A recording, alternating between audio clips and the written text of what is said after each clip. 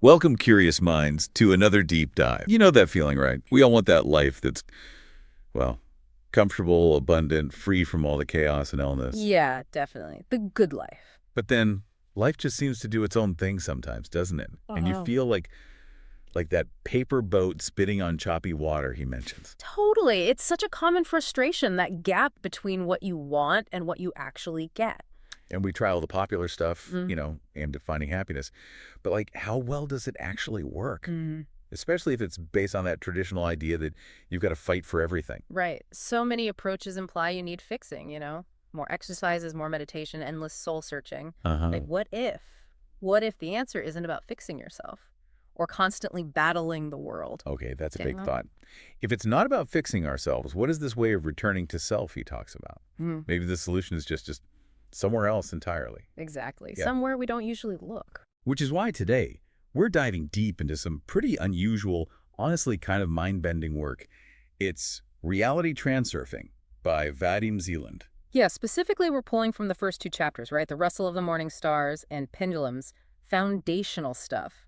Our mission really is to unpack these ideas that might just, well, shake up your current view of reality. Definitely. Transurfing isn't your standard self-improvement guide. It's not about fighting harder. It's a totally different way of looking at things, aiming to give you, like, real control over your destiny. It sounds almost too easy, maybe? But Zeland says there's something even bigger than miracles waiting. Yeah, he talks about uncovering this hidden, extraordinary quality of reality, something beyond the usual mystical traditions. So let's get into it. This idea of choice. Yeah. How does Zeland actually explain reality working? He starts with this thing called the alternatives model. Right, and this immediately sets it apart from typical self-help. It's not saying you're flawed or need to change. It's offering, like he says, a way of returning to self. Okay, so the core idea here is this alternative space. Yeah. What exactly is that? Think of it like an infinite information field. It stores the scripts for all possible events. Everything. Like a massive library of potential realities. Kind of, yeah, like yeah? infinite points on a graph. It's Yeah. got everything that was, is, or ever will be. So it's not just what might happen, it's what already exists as potential. Wow. Oh. And here's the kicker. Your thought energy, as he calls it, can basically materialize a specific part of that space. It brings a potential alternative into your physical reality. Like a reflection. Use that analogy, right? Yeah. Like a reflection in the mirror of alternatives. Exactly. And most people try to change the reflection physical reality, which doesn't work. Transurfing says you have to change the image being reflected, your internal state, your thoughts. That's a huge shift. He uses a really powerful dream to illustrate this, doesn't he? Oh, yes. Very vivid. He talks about this dream where life is just awful, hateful dog, lost slippers, gloomy forest. The smoking habit he hates, fighting a branch. Feeling like the turkey fattened up to be roasted, just constant tiredness, a dead-end job. That feeling of life just happening to you and fighting it is pointless. Sounds grim. Totally exhausting. That feeling of just battling. Absolutely. But then still in the dream, it all flips. Suddenly he wakes up to the rustle of the morning stars. Yeah.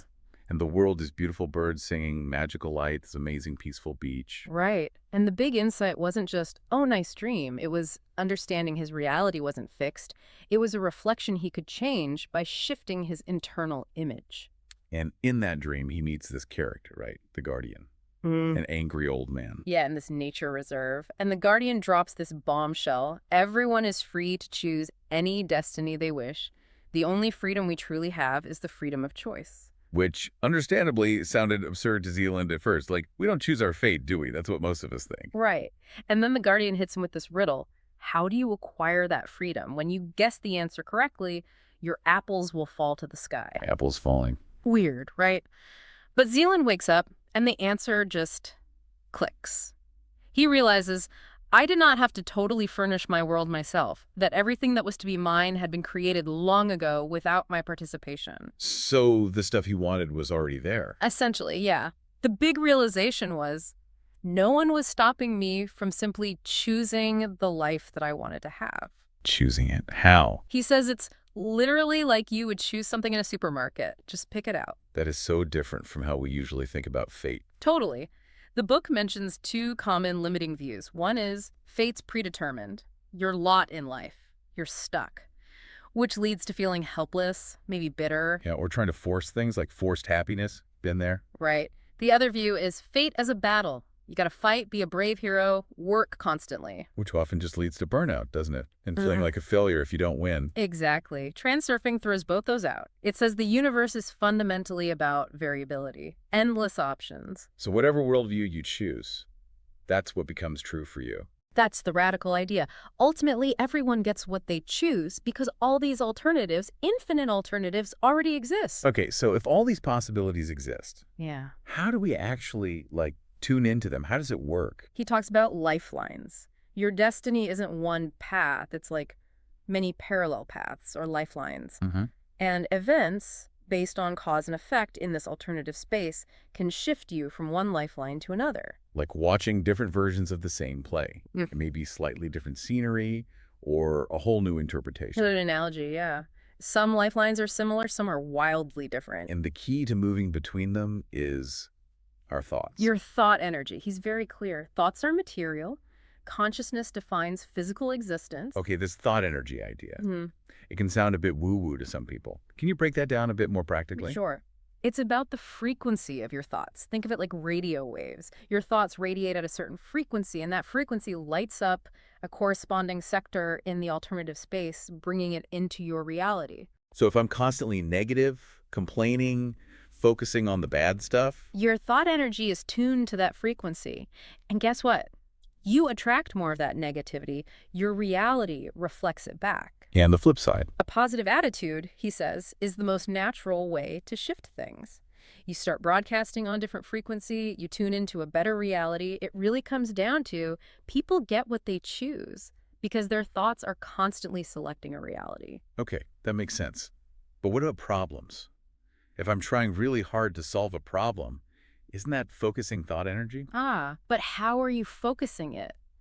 If you're battling against the obstacles, constantly absorbed by the problem itself, you're actually feeding energy to the problem. You're keeping it locked in your current lifeline. So you can't just muscle through it on the same track. Right. You can't change the current scene playing out. He uses an art gallery analogy. You can't repaint the picture you don't like while you're still staring at it. You have to. You have to turn around and walk into the next room to look at something you can appreciate more. You choose a different script, a different lifeline, by shifting your focus, your internal state. Got it. So it's not just wishing for something better. Exactly. A dream or wish does not qualify as a choice. You have to actively align your thought energy. There are conditions. Okay, so choosing reality is one thing. Yeah. But Zeland also talks about these forces that try to pull us off track. Pendulums. Yes, this is chapter 2, and it's fascinating. If our individual thoughts shape reality, what happens when lots of people think the same way? Uh-oh. Collective thought energy. Bingo, that's what creates pendulums. These are energy information structures. When a group thinks and acts alike, their thought energy merges into this single current. And then the pendulum takes over. Pretty much, it starts living its own life and basically controls the people who created it. The more followers or adherents it has, the stronger it gets, swinging at its own frequency. Okay, examples. You mentioned defunct ones like old religions or vinyl records. Right. And active ones are everywhere. Companies, political parties, fashion trends, even things like bacterial colonies or schools of fish acting in unison. But here's the critical part. Mm-hmm. He says any pendulum is inherently destructive. Why? Because its only goal is to survive and grow by consuming energy from its followers. It establishes power over them and doesn't care one bit about the individual's fate or happiness. Wow, so it can literally pull you off your own best lifeline. Totally. It can ruin your entire life by keeping you hooked, draining your energy for its own purposes. How do you spot one? What are the signs? Key things. They feed on energy, always trying to get more followers. They create an us versus them mentality. They get aggressive with anyone who doesn't follow. And they often hide behind noble-sounding masks or ideas while just playing on emotions. Okay, so how do they actually get our energy? It's not always voluntary, right? Definitely not. What's really sneaky is they can get energy from supporters and opponents. Like opponents, too. How do Yeah, think about it. Intense emotion feeds them. He gives that great example. Old ladies sitting on a bench criticizing the government. Yeah. They might hate the government, but all that intense negative energy they're putting out, it feeds the government pendulum just fine. The pendulum doesn't care if the energy is positive or negative, as long as it resonates with its frequency. That explains a lot. Like maybe why focusing on outrage all the time feels so draining, but also keeps things going. Exactly. And think about mass media, often dominated by bad news, right? Constantly. That evokes strong emotions, fear, anxiety, anger, resentment. It effectively attunes people's thoughts to the frequency of whatever powerful pendulum is being served, maybe political, maybe corporate. So when we manipulate us using our emotions, what are the main strings they pull? Oh, they have a whole toolkit. A big one is just throwing you off balance, creating situations like price hikes or controversies that make you react negatively. Boom, energy captured. Okay. Fear. He calls it the strongest string. Ancient, powerful. Anxiety and worry are also huge. They keep your thoughts locked onto the pendulum's frequency. And guilt. Oh, yeah. Guilt, often installed in childhood, is a convenient method of manipulation, leads to submission, and that sense of duty can be a form of guilt, too. It also mentions psychological complexes. Right. Inferiority, guilt complex, warrior complex, truth lover. These are like personal keys. The pendulum knows how to push to get energy from you specifically. Plus just general feelings, justice, pride, love, hate, or habits like getting easily irritated. Anything that generates resonant emotional energy, they can hook into it. It's insidious how much energy we can leak this way. Okay, this is kind of alarming. So the million-dollar question, how do you break free? You said fighting them is pointless. Right. Fighting just feeds them more energy. So method one is basically defeating the pendulum by refusing conflict and ignoring it. First step, crucially, is refuse to get into conflict. Accept it exists, fine, let it be. But then pass by indifferently. No judgment, no anger, no losing your cool, just detachment. But ignoring is hard if it's right there. It's key to distinguish ignoring from avoiding. Avoiding still gives it attention, right? Ignoring means truly stopping thinking about it, like tuning your radio dial to a completely different station. Let the unwanted station broadcast, you're just not listening. So be empty towards it. Exactly. True protection is found in emptiness. If you're empty, there's nothing for it to hook onto. Like the barking dog example, just let it bark, don't engage. Okay. What about this gentle dodge, like Aikido? Yeah, that's for when you can't just purely ignore it. You'd sort of play along on the surface, but internally you remain detached, an observer. How does that work? Like Aikido, you don't block the force, you accept its momentum and move with it, redirecting it into emptiness. So the demanding boss example, instead of fighting back. You agree first. Okay, boss, I hear you. Right.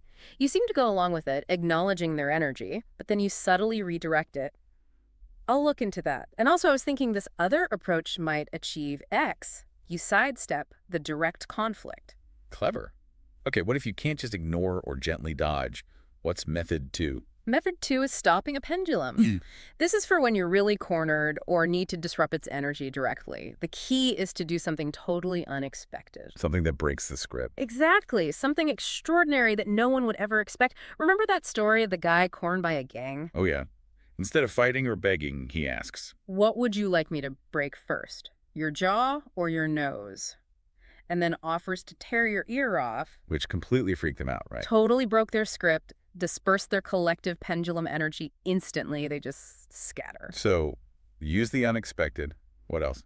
Humor. Yes, use a sense of humor and strong imagination. Turn irritation into a game, like imagining that annoying crowd as. Penguins, waddling, fussing, and pottering about. That's brilliant. It takes the charge out of it, right? Or reacting to something bad with totally inappropriate, wacky delight. Like if someone cuts you off in traffic, you cheer wildly. Something like that. It creates dissonance. The pendulum expects anger or frustration. You give it the opposite, and it kind of stalls. Okay, and there was one more technique, gentler, for dealing with difficult people. Right, the positive visualization. If someone's being a problem, figure out what they might be lacking, peace, confidence, whatever. And Then you mentally, genuinely visualize them having that thing. See your stressed boss relaxing peacefully, or maybe that difficult person finding some confidence. how does that help? It sends a tiny bit of positive energy. It's not about changing them directly, but it can instantly substitute its aggression with goodwill because you're not engaging on their negative frequency. You're offering a different one. It's surprisingly effective. And the bonus is when you successfully stop or defeat a pendulum. The energy comes to you. You get stronger, more resilient. You reclaim what was being drained. This connects to problem solving too, right? Pendulums make things seem complicated. Yeah, they deliberately make problems look complex. It keeps you tangled up, fixated, feeding them energy, unable to see the simple way out. Whereas genius, Zeland suggests, is about staying free from that influence. Exactly. Being free allows your thought energy to tune into different frequencies, access new information, find those simple, elegant solutions in the information field. So the advice is to wrench yourself out. Approach problems with detachment. Yeah, be empty to the problem. No fear, no anxiety. Trust that your subconscious is connected to that field where the answers already exist. Then intuitive solutions can just pop in. But what happens after you get free? Is there a downside? Hmm. He mentions a potential vacuum. Right. Once you detach from all these draining pendulums, conflicts might fade, worries lessen, but you might feel a bit adrift. Like, what now? There can be this suspended state, a lack of drive. Because it's human nature to need something to strive for. Exactly. Freedom is great, but you need a direction. So the point isn't to eliminate all pendulums. Ah, okay. The key is to remain free and choose those lifelines. And maybe even those pendulums that align with your true goals, your happiness. So find or create your own positive pendulums, things that align with your destiny. Precisely. Consciously work with goals and structures that serve you. Because ultimately, he says, pendulums, when chosen consciously, are what turn dreams into reality. Wow. Okay, so wrapping this up. This deep dive really shows how transurfing offers this path to choosing your destiny, not by fighting, but by understanding this alternative space and learning to navigate these pendulums. Absolutely. It's about awareness and choice rather than struggle. Which brings us back to that riddle.